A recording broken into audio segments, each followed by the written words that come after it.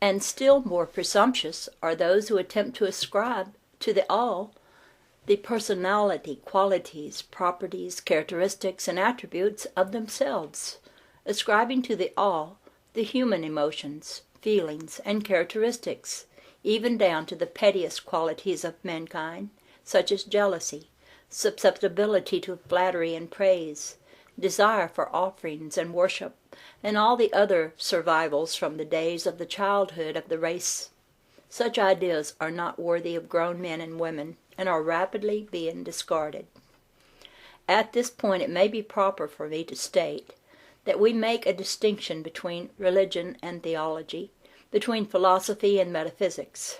Religion to us means that institutional realization of the existence of the all and one's relationship to it, while theology means the attempts of men to ascribe personality, qualities, and characteristics to it, their theories regarding its affairs, will, desires, plans, and designs, and their assumption of the office of middlemen between the all and the people.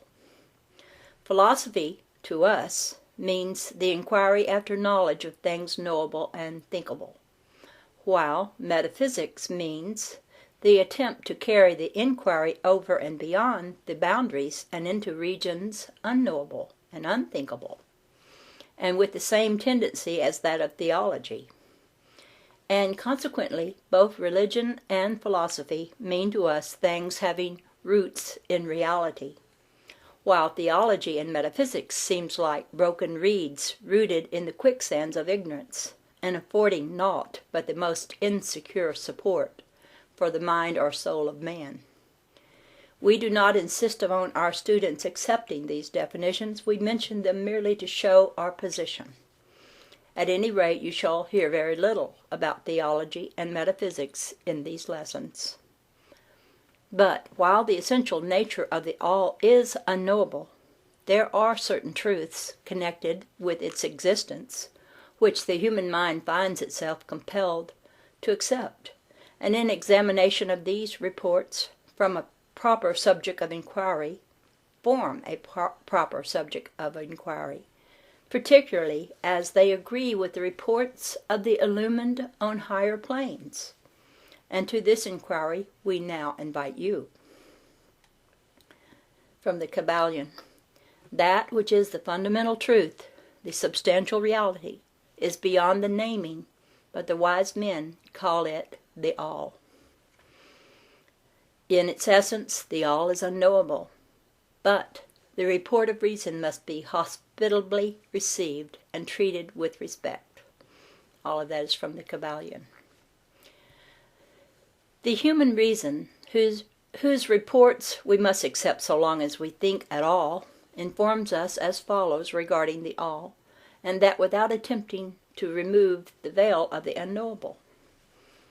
Number 1. The all must be all that really is. There can be nothing existing outside of the all, else the all would not be the all. Number 2. The all must be infinite, for is nothing else to define, confine, bound, limit, or restrict the all. It must be infinite in time or eternal. It must have always continuously existed, for there is nothing else to have ever created it, and something can never evolve from nothing. And if it had ever not been, even for a moment, it would not be now. It must continuously exist forever, for there is nothing to destroy it, and it can never not be, even for a moment, because something can never become nothing. It must be infinite in space. It must be everywhere, for there is no place outside of the all. It cannot be otherwise than continuous in space, without break, cessation, separation, or interruption. For there is nothing to break, separate, or interrupt its continuity, and nothing with which to fill in the gaps. It must be infinite in power, or absolute, for there is nothing to limit, restrict, restrain, confine, disturb or condition it. It is subject to no other power, for there is no other power. Number 3, the all must be immutable, or not subject to change in its real nature, for there is nothing to work changes upon it, nothing into which it could change, nor from which it could have changed. It cannot be added to, nor subtracted from, increased nor diminished, nor become greater or lesser, in any respect whatsoever. It must have always been, and must always remain, just what it is now, the all. There has never been, is not now, and never will be anything else into which it can change. The all being infinite, absolute, eternal, and unchangeable, it must follow that anything finite, changeable, fleeting, and conditioned cannot be the all. And as there is nothing outside of the all in reality, then any and all such finite things must be as nothing in reality. Now do not become befogged nor frightened. We are not trying to lead you into the Christian Science field under cover of Hermetic philosophy. There is a reconciliation of this apparently contradictory state of affairs. Be patient. We will teach it in time. We will reach it in time. We see around us that which is called matter, which forms the physical foundation for all forms. Is the all merely matter? Not at all. Matter cannot manifest life or mind, and as life and mind are manifested in the universe, the all cannot be matter, for nothing rises higher than its own source. Nothing is ever manifested in an effect that is not in the cause. Science informs us that there is really no such thing as a matter, that what we call matter is merely interrupted energy or force, that is, energy or force at a low rate of vibration. As a recent writer has said, matter has melted into mystery. Even material science has abandoned the theory of matter and now rests on the basis of energy. Then, is the all mere energy or force? Not energy or force, as the materialists use the terms, for their energy and force are blind, mechanical things, devoid of life or mind.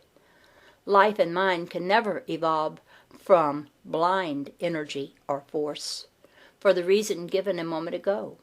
Nothing can rise higher than its source. Nothing is evolved unless it is involved.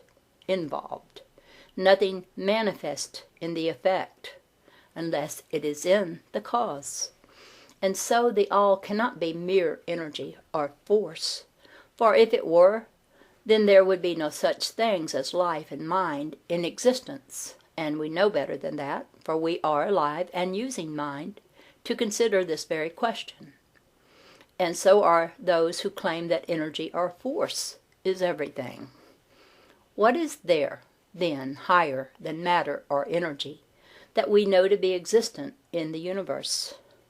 Life and mind. Life and mind in all their varying degrees of unfoldment. Then you ask, do you mean to tell us that the all is life and mind? Yes and no. It is our answer. If you mean life and mind as we poor petty mortals know them, we say no. The all is not that. But what kind of life and mind do you mean, you ask? The answer is living mind, as far above that which mortals know by those words as life and mind are higher than mechanical forces, or matter, infinite living mind as compared to finite life and mind. We mean that which the illumined souls mean when they reverently pronounce the word spirit.